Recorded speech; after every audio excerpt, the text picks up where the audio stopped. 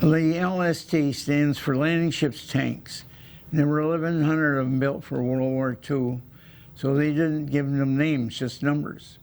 Later on, they named them after parishes and counties. But we're 328 feet long, a 50-foot beam, and our primary purpose was to carry in tanks. We would bring in about 25 or 30 Sherman tanks at one loading, but on the top deck we had everything. 6x6s, half-tracks, jeeps, ambulances, anti-aircraft units, anything that had wheels. So we had a dual purpose, but basically we were hoping that the beach was under control before we actually went in for the landing. And we would go in as far as we could go with flank speed.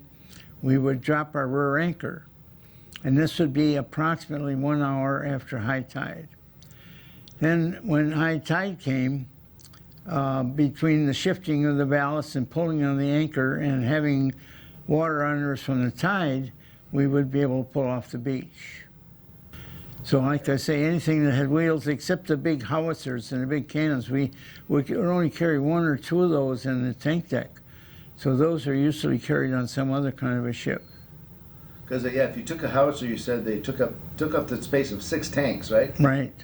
Well, the main purpose we were is to carry tanks. If you remember, there were as many as 700 tanks in one battle. And we carry 30 tanks. That means there would be 250 LSTs carrying tanks. And because we were the main purpose of tanks, and the first wave really needed the support, the artillery support of tanks. And the LCTs they were used would only bring in 1 or 4 tanks. At the LC, some LCs could carry 4 tanks. And that was really not enough tanks. So that was why we very seldom, our ship never carried any of those big howitzers.